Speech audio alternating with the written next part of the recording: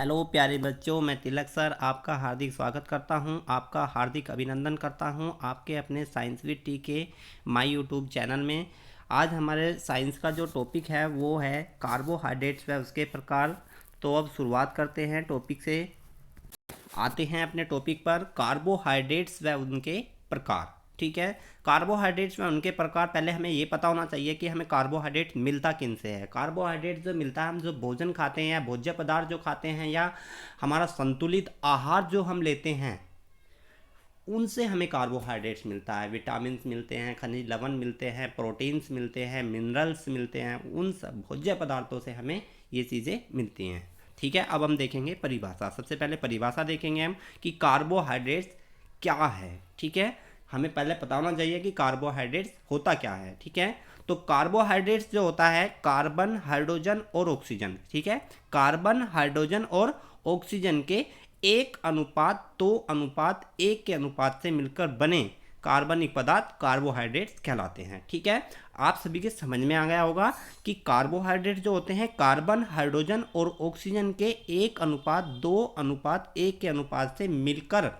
बने कार्बनिक पदार्थ कार्बोहाइड्रेट्स कहलाते हैं। आप सभी को इसमें परिभाषा में एक चीज़ नज़र आ रही होगी कि क्या है वो। देखो ध्यान से कि यहाँ पर जो हाइड्रोजन का जो अनुपात है, हाइड्रोजन का जो अनुपात है वो कार्बन और ऑक्सीजन के अनुपात का बराबर है, यानी दुगना है। ठीक है ना, इसमें आपको बात समझ में आ रही होगी। या हम ऐसे भी बोल सकते हैं कि इसमें हाइड्रोजन व ऑक्सीजन का जो अनुपात है, क्या है, हाइड्रोजन और ऑक्सीजन का जो अनुपात है वो जल के समान होता है। किसके समान होता है? जल के समान। या हम एक चीज़ और बोल सकते हैं कि इसमें हाइड्रोजन के परमाणुओं की संख्या जो है तो होती है, किसके, हाइड्रोजन के परमाणुओं की संख्या जो होती है ऑक्सीजन के परमाणु की संख्या से दुगनी होती है। ठीक है, तो ये हमने सबसे पहले परिभाषा पढ़ ली है। ठीक है, तो अब देखेंगे हम कि कार्बोहाइड्रेट्स में हमें मिलता कैसे है। ठीक है, तो 1 ग्राम अगर हमें भोजन हम खाया है तो हमें उससे 1 ग्राम कार्बोहाइड्रेट्स, जो हमें 1 ग्राम कार्बोहाइड्रेट्स जो मिलता है उससे हमें ऊर्जा कैसे मिलती है। ठीक है, तो 1 ग्राम अगर कार्बोहाइड्रेट्स हमें मिला है तो उसके ऑक्सीकरण से, यानी ऑक्सीडेशन से, यानी उसकी जो मतलब क्रिया होती है उससे हमें 17 किलो जूल अथवा या 4.2 किलो कैलोरी ऊर्जा मिलती है। सपोज करो हमने एक भोजन खाया, भोजन खाने में उसे हमें 1 ग्राम कार्बोहाइड्रेट्स मिला, तो उसका क्या होएगा, फ्रेगमेंट रिएक्शन होएगा, ऑक्सीडेशन होएगा। ऑक्सीडेशन होने से क्या होगा, उसे 17 किलो जूल अथवा 4.2 किलो कैलोरी ऊर्जा निकलती है। ठीक है, अब देखेंगे कार्बोहाइड्रेट्स होता क्या है। कार्बोहाइड्रेट्स जो है हमारे भोजन की कुल ऊर्जा में से, जो हमारा भोजन से जो हमें ऊर्जा मिलती है 4.2 किलो ऊर्जा जो मिलती है, वो हमारे भोजन की कुल ऊर्जा में से लगभग 50 से 75% ऊर्जा कार्बोहाइड्रेट से हमें आती है। सपोज करो हमारे शरीर को जो ऊर्जा मिलनी है, ठीक है, ऊर्जा जो मिलनी है, यानी सबसे जो ऊर्जा जो हमारे शरीर को, जो हम भोज्य पदार्थ हम खाते हैं उनसे जो हमें ऊर्जा मिलती है, तो ऊर्जा हमें कहाँ से मिलती है, जो 50% जो ऊर्जा होती है, यानी 50 से 75% जो ऊर्जा होती है वो हमें कहाँ से मिलती है, कार्बोहाइड्रेट से। आ गई होगी समझ में बात आप सभी के। तो हमें जो हम भोजन खा रहे हैं उस भोजन से जो हमें कार्बोहाइड्रेट्स जो ऊर्जा के रूप में मिल रही है, तो उससे हमें 50 से 75% ऊर्जा हमारे शरीर को वर्क करने के लिए मिलता है। ठीक है, फिर देखेंगे जो कार्बोहाइड्रेट जो मिलता है हमें हरी सब्जियों से और दालों से, और जी कुछ जो सब्जियां होती हैं सभी प्रकार की उनसे मिलता है। ठीक है, जो कार्बोहाइड्रेट जैसे हमारा प्रोटीन जो हमारा मिलता है, वसा जो मिलते हैं, ये इनमें से भी हमें कार्बोहाइड्रेट जो सब्जियां होती हैं, फल होते हैं और जो वसा युक्त जो पदार्थ होते हैं उनसे भी हमें कार्बोहाइड्रेट्स मिलती है। ठीक है ना, तो कार्बोहाइड्रेट्स के जो स्रोत होते हैं, ठीक है, कार्बोहाइड्रेट अर्थात कार्बोहाइड्रेट जो मिलते हैं हमें, जो हमने बताया सब्जियों में, फलों में और अन्य जो चीज़ें होती हैं उनमें हमें कैसे कैसे मिलता है, किन किन से मिलता है। ठीक है, तो इसके जो मुख्य स्रोत हैं जहाँ से हमें कार्बोहाइड्रेट जो प्रचुर मात्रा में हमें मिलता है, जो हम रोज़ रोज़ खाते हैं, तो वो हमें कहाँ से मिलता है। सबसे पहले आलू, कुछ नाम बता रहे हैं, जैसे आलू है मुख्य स्रोत जो है जिनसे हमें मिलता ही है। ठीक है ना, आलू यानी फलों में जो हो गया, सब्जियों में आलू हो गया, और जो चुकंदर हो गया। ठीक है, और जो तुम्हारा फल है, फल में केला हो गया, आम हो गया। अनाज में जो होता है, जो हम अनाज खाते हैं उसमें चावल, गेहूँ, मक्का, शर्करा में जो होता है हमारा, जो मीठा में होता है, वहाँ से भी हमें कार्बोहाइड्रेट्स मिलता है, जैसे कि शहद हो गया, गन्ना हो गया, चुकंदर हो गया, जैम हो गया, ठीक है। और जो रोटी होती है और दूध, इनसे हमें कार्बोहाइड्रेट्स भी मिलते हैं, ठीक है। ये कार्बोहाइड्रेट हमारे कार्बोहाइड्रेट के स्रोत सभी के समझ में आ गए होंगे, ठीक है। अब देखते हैं हम प्रकार। पहले हमने परिभाषा पढ़ी, अब हम प्रकार के बारे में देखते हैं। पहले कार्बोहाइड्रेट की परिभाषा हमने समझी, ठीक है। फिर हमने क्या कहा, फिर हमने देखा उसके बारे में, फिर से जो कार्बोहाइड्रेट के जो स्रोत हैं उसके बारे में पढ़ा। अब हम देखते हैं कार्बोहाइड्रेट के प्रकार। तो कार्बोहाइड्रेट्स जो होते हैं वो हमारे कितने प्रकार के होते हैं? 3 प्रकार के होते हैं। कितने प्रकार के? 3 प्रकार के होते हैं। पहला है नंबर 1 मोनोसेकेराइड, नंबर 2 डाइसेकेराइड। ये जो हमारा डाइसेकेराइड है इसे हम बोलते हैं ओलिगोसेकेराइड। ये ओलिगोसेकेराइड के नाम से भी हम पूछा जाता है, ठीक है ना। इसे नंबर 3 जो है आपका पॉलीसेकेराइड। क्या है? पॉलीसेकेराइड।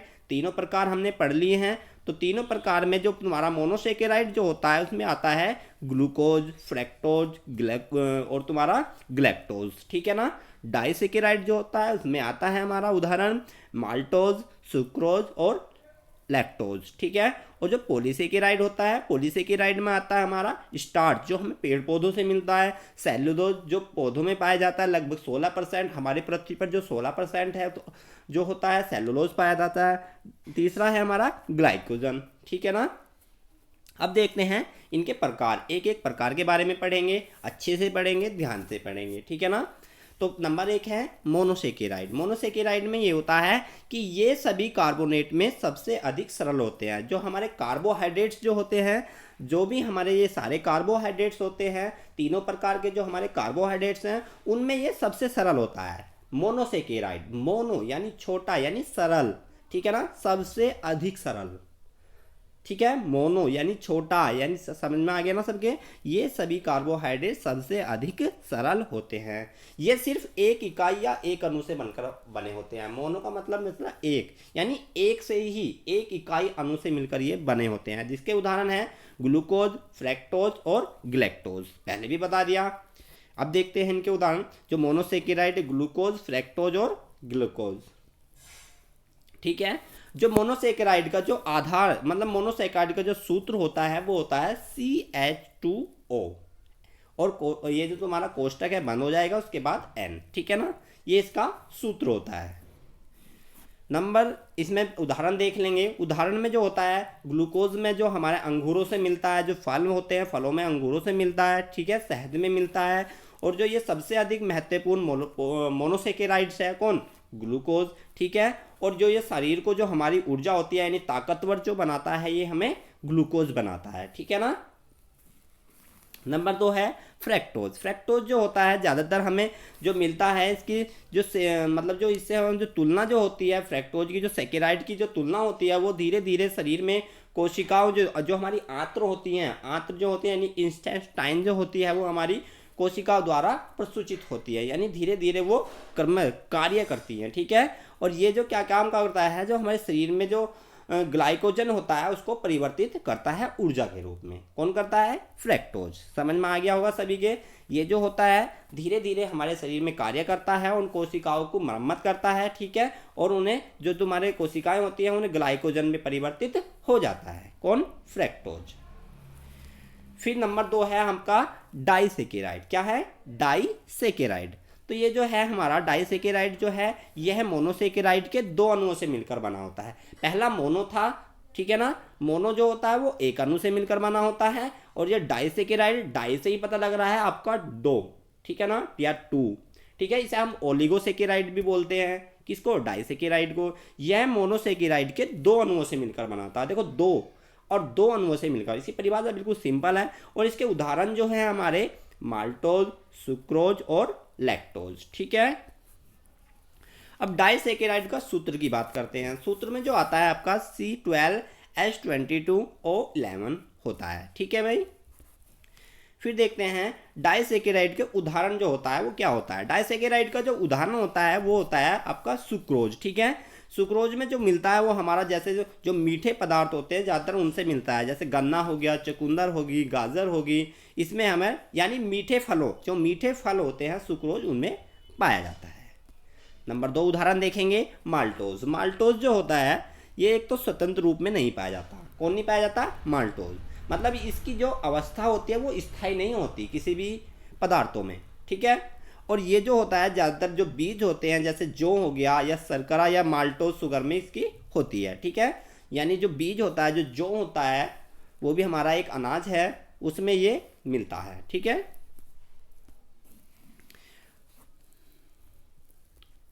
अब देखते हैं लैक्टोज। क्या है? लैक्टोज ये जो दूध होता है, दूध में पाया जाता है, ठीक है। कौन पाया जाता है? लैक्टोज, ठीक है।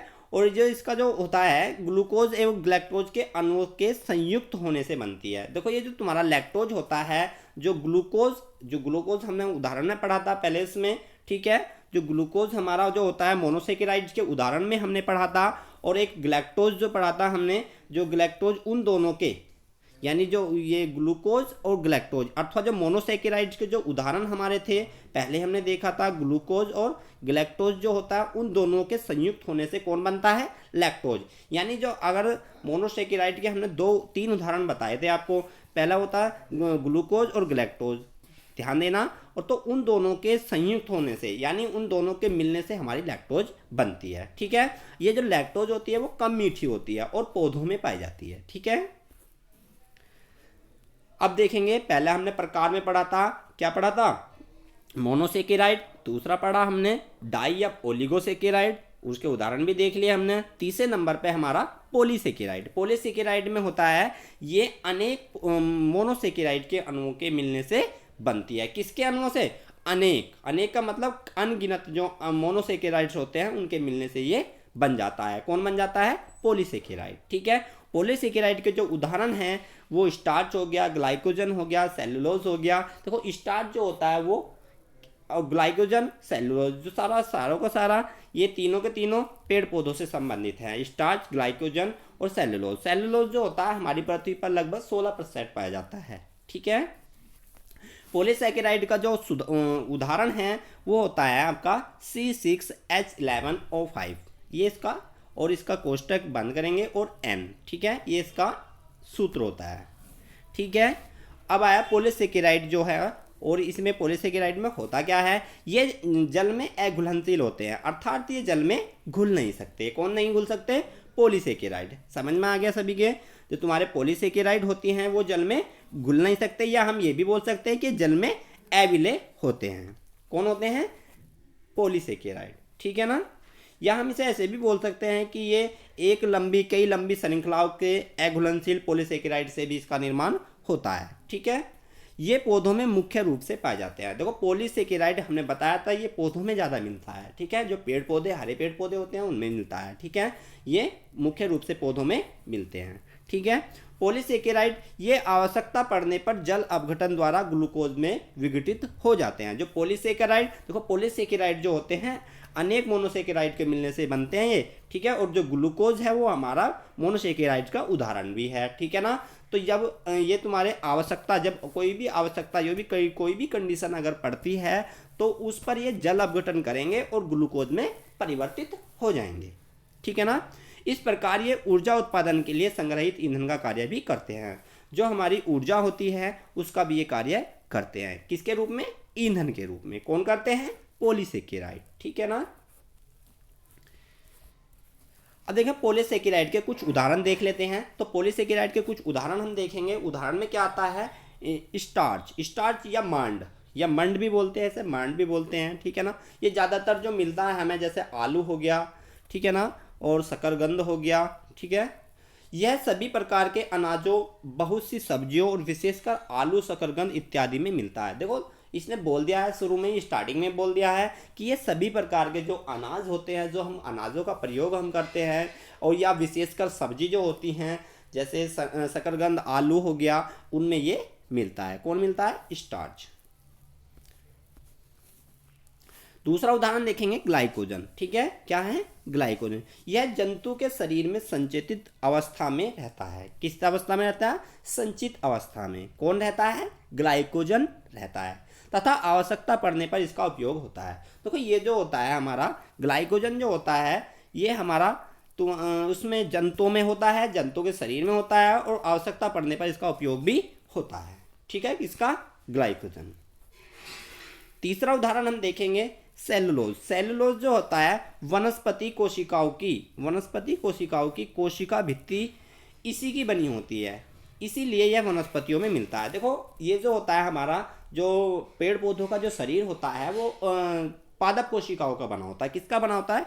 पादप कोशिकाओं का। यानी वो जो कोशिका जो होती है वो हमारी सेलुलोज की बनी होती है। जो एक कोशिका की अगर हम बात करते हैं वो हमारी बनी होती है किसकी? सेलुलोज की। और वो जो सारे के सारी होती है कोशिकाएं पेड़ पौधों में ही होती है, क्योंकि पेड़ पौधा में जो होती है वो कोशिका भित्ति होती है। ठीक है ना, ये देखो भित्ति और पत्ती एक ही बात होती है। ठीक है, हमारे याद होता है भित्ति और पत्ती से।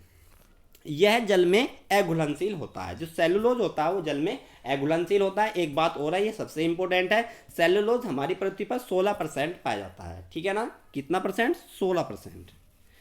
नंबर 4 है काइटिन। क्या है? काइटिन। ये जो पॉलीसेकेराइड के उदाहरण, ठीक है ना।